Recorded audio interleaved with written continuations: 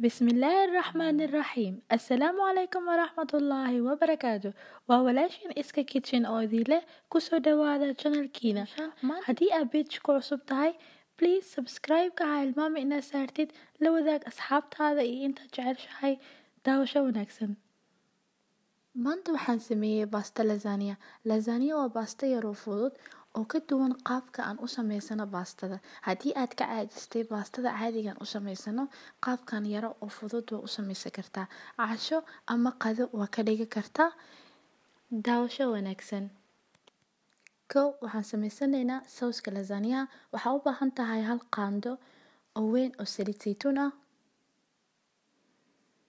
waxaan soo jarjartay hal basal weyn ah aan si yar soo jarjartay waxaan ku shiilaa saliidi dab dhexdhexaad ayaan isticmaalayaa waxaan ku darsanaa rubac kiilo digaag shiidan haddii aad jeceshahay hilibka shiidan oo ku bedeli kartaa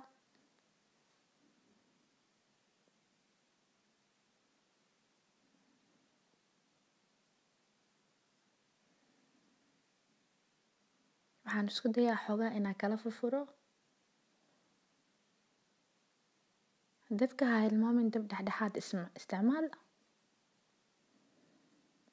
masha Allah way kala furfurtay waxaan soo shiitay hal koob yaanyo shiidan ah ayaan ku darayaa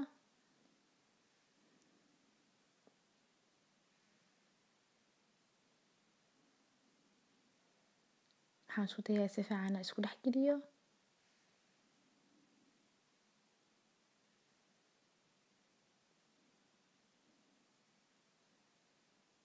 waxaan ku darsanaa hal qaando yar oo maraq digaag ah haddii aad jeceshahay cusbada ku bedeli kartaa hal qaando yar oo xawaaji kumin ama xawaaji dhudhuubka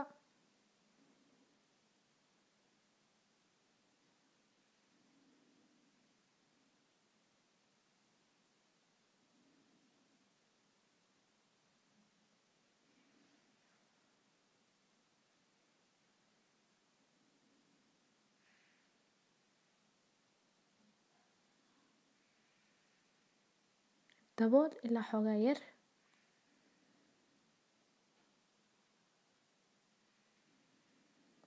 waa diyaar waxaan ku daraynaa hal koob oo kabsar jarjaran ah hadda waxaan sameysanaynaa lasagnada biyaan dabka saartay oo 4 koob biyo ah iyo hal qaando yar oo cusbo ah waxaan ku darayaa bastadii lasagnada ahayd haddii aad bastadan ka weyso wadanka joogtid waxaad isticmaali kartaa basta macaroni ayaa ku bedeli kartaa waxaan karinaynaa bastadaas ilaa 5 daqiiqo hadda waxaan sameysanaynaa bashameelka sauska waxaa u baahan tahay 3 qaando weyn buuro cusbo la'aan ah ama subag cusbo la'aan ah isku day subag inaad ilaalisid dab dhexdhexaadna isticmaal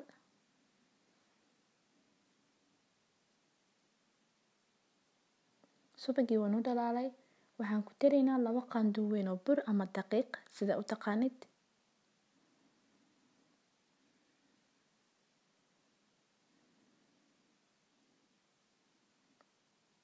burburi ee baabi'i burka dab dhexdhexaadna isticmaal si uu kaaga dhigin burka hoos hadda burkan karinoonaa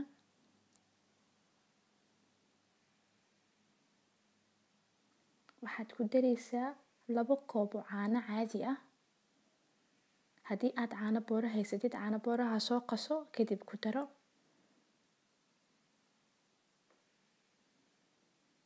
isku day inaad walaaqdid hoos intii kaaga dhigin caanahu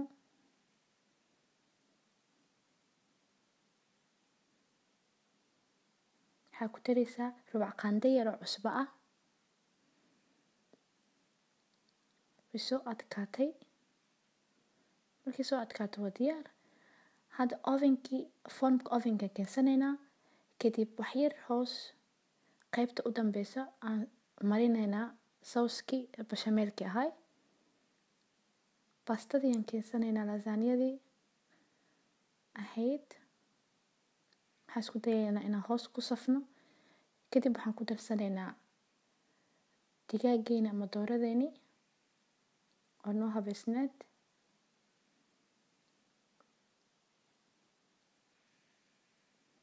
Sauskii haddana ku daraynaa.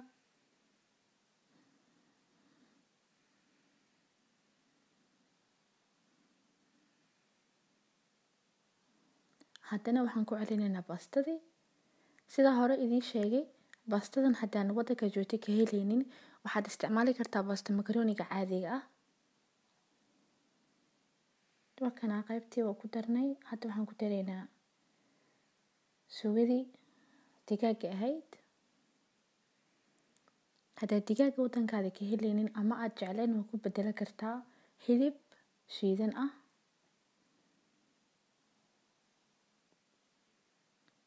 Sauskiin ku daraynaa. Waxyar waxaan isticmaalaynaa cheese xoqan ah. Markaan waa soo wada dhammayna hadda. Qaybtii u dambeysay ayaa maroonaa. Baasto, suugadii digaaga ama hilibka, kadib sauska, kadib ustiga ama cheese-ka sida loo yaqaano. Waxaan gelinaynaa oven-ka 45 daqiiqo. Masha Allah, tabaarak Allah, way noo soo baxday baastadeena waa diyaar. Si fiican ayay u bislaatay. Waa baasta yar oo aad u macaan badan oo aad u fudud. Haddana masha Allah, tabaarak Allah. Baastadeena waa noo bislaatay. Korka waxaan ugu qurxsanaa kabsar yar. Cashadan ama qadana waa samaysan kartaa. Waxaan rajeynayaa inaad ka wada heshaan dhammaantiin. Please haddii aad ka heshay, likes ii saar, comments hoos iigu soo qor, ra'yigaada ka soo dhiibo. Asalaamu calaykum waraxmatullaahi wabarakaatuh.